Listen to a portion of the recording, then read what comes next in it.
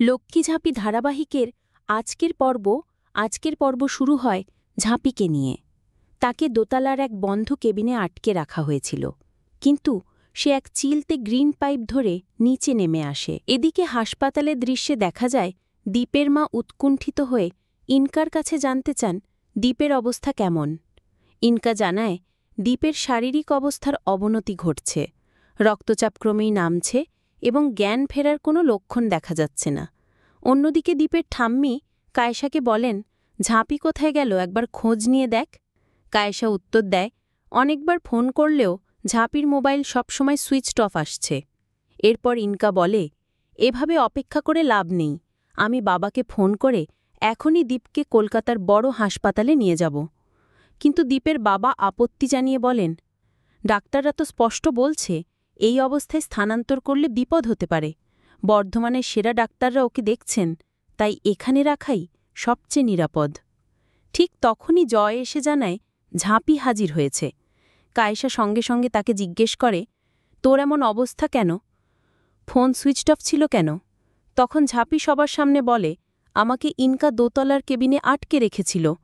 Incur দিকে তাকিয়ে সে যোগ করে, অসভ্যতারও একটা সীমা আছে, এই পরিস্থিতিতে আমাকে আটকানোটা কি তোমার কাজ ছিল?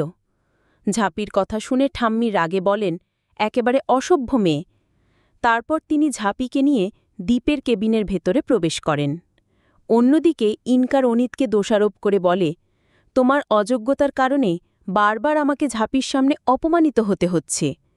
এরপর আমরা দেখি দীপের কেবিনে ডাক্তার সবাইকে সতর্ক করে জানায়, রোগীর অবস্থা ভালো নয়, রক্তচাপ নামছে, জ্ঞান ফিরছে না।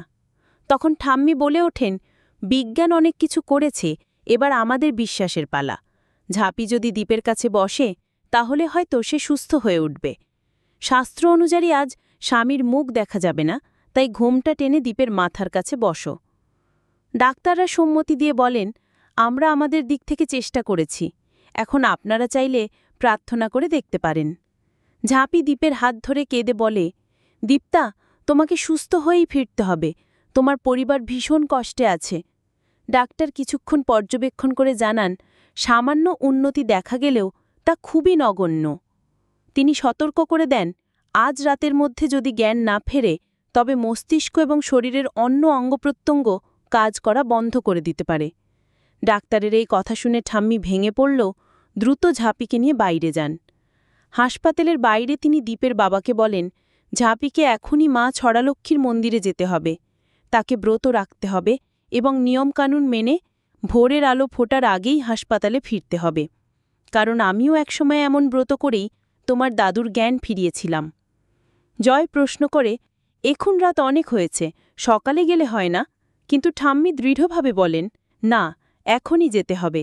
বিশ্বাসের শক্তি ছাড়া এই পরিস্থিতি সামাল দেওয়া সম্ভব নয়। ইনকা বিরক্ত হয়ে বলে, এই সব কুসংস্কারের বদলে যদি কলকাতায় নিয়ে যাওয়া যেত, দীপ দ্রুত সেরে উঠত। তখন ঠাম্মি জবাব দেন, বিশ্বাসে ফল মেলে, তর্কে কিছু মেলে না। তুমি বিশ্বাস না করলে বোঝারও প্রয়োজন নেই।